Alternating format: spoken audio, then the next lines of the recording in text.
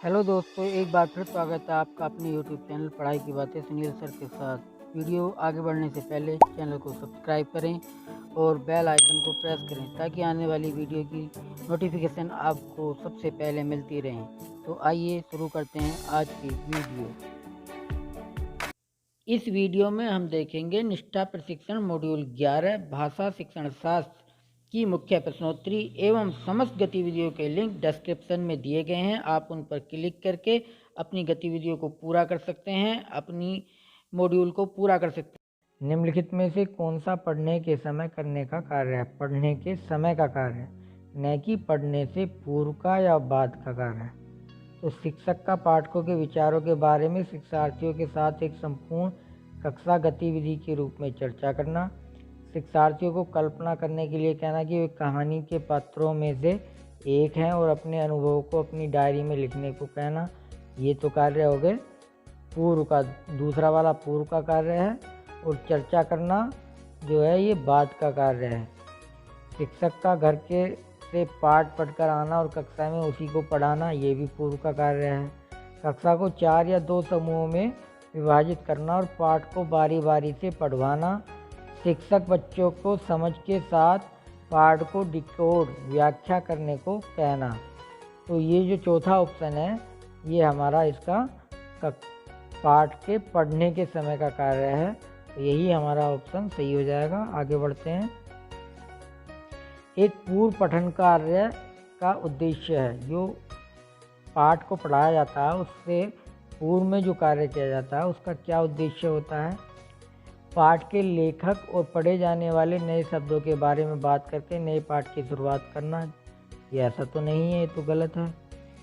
पाठ के विचारों के साथ सीखने वाले के पिछले अनुभव और ज्ञान को जोड़ना। जी हाँ, हम जब भी पूर्व पठन कार्य करते हैं उसका यही उद्देश्य होता है कि हम पाठ जो हम पढ़ाने जा रहे हैं उसे पूर्व पिछले अनुभव उसके ज्ञान से कैसे जोड़ें। तीसरा ऑप्शन क्या है? शिक्षार्थियों से उसके पिछले ज्ञान के बारे में बात करना।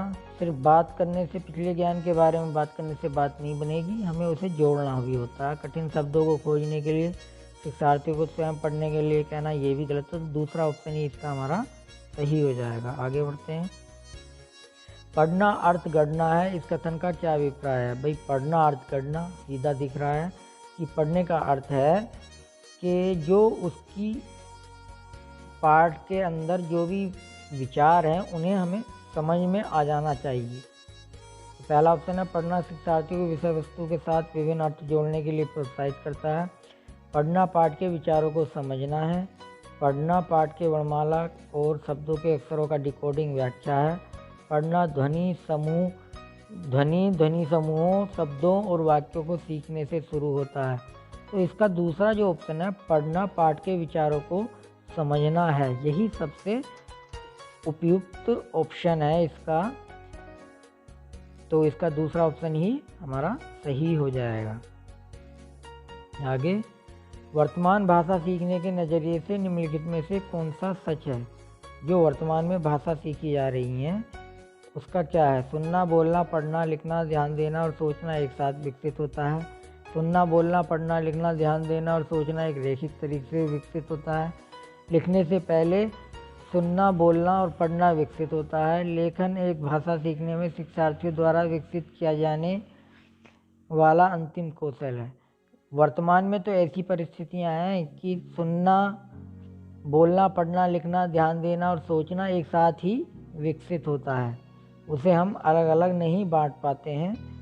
तो इसका ये जो हमारा पहला ऑप्शन है यही सत्य हो जाएगा। पहला जो है ये सत्य है, तो हमारे प्रश्न में हो जाएगा तीसरा ऑप्शन। आगे बढ़ते हैं। जब बच्चे स्कूल में प्रवेश करते हैं तो हमें उन्हें वर्णमाला के अक्षर पढ़ाना शुरू करना है। वाक्य और कहानियाँ पढ़ने के लिए उन्हें पढ़ाना शुरू करना है। मौखिक कर्ण साधनों के माध्यम से भाषा के साथ परिचित कराना, भाषा कौशल का निर्माण करना है। तो जब बच्चे शुरू में विद्यालय आते हैं तो हमें उन्हें मौखिक कहानियाँ, मौखिक ही बातें, घटनाएं बताकर उन्हें भाषा से जोड़ते हैं। तो हमारा ये तीसरा ऑप्शन सही हो जाएगा। निम्नलिखित में से कौन सा कथन सही है? मातृभाषा दूसरी भाषा की शिक्षा में हस्तक्षेप करती है। दूसरी भाषा सीखने में मातृभाषा न तो समर्थन करती है और न ही हस्तक्षेप करती है। मातृभाषा दूसरी भाषा सीखने के लिए संसाधन है। जी हाँ, मातृभाषा के बिना दूसरी भाषा नहीं सीखी जा सकती है। मातृभाषा दूसरी भाषा सीखने का समर्थन करती है, ये भी सही है। मातृभाषा दूसरी भाषा सीखने के लिए भी समर्थन करती है। तो ये हमारे तीसरे और चौथे ऑप्शन सही हो जाएंगे। तो तीसरा चौथा हमारा तीसरे ऑप्शन पे आ रहे हैं, तो ये वाला हमारा ऑप्शन सही हो जाएगा। बच्चे मानव सीखता है बिना किसी प्रयास के विदेशी भाषा, गलत। स्कूल में केवल मातृभाषा, ये भी गलत है। काफ़ी प्रयास के बिना मातृभाषा, जी हाँ, बिना प्रयास के बहुत थोड़े से हल्के से प्रयास में जो है वो अपनी मातृभाषा सीख जाता है। बहुत प्रयास से मातृभाषा, ये भी ऑप्शन गलत है। तो तीसरा ऑप्शन ही इसका हमारा सही हो जाएगा। भाषा सीखने में केंद्रीयता का अर्थ है कि सभी भाषा सीखना मूल रूप से विषय वस्तु सीखना है। सभी भाषा तो नहीं सीख सकते। विषय वस्तु को भाषा की चिंता नहीं करनी चाहिए, चिंता भी करनी चाहिए। सभी विषय वस्तु सीखना मूल रूप से भाषा सीखना है। जी, सभी विषय वस्तु सीखना, भाषा सीखना मूल रूप से भाषा सीखना है। किसी भी भाषा को सीखना जो है उसकी संपूर्ण विषय वस्तु जो है वही सीखना है।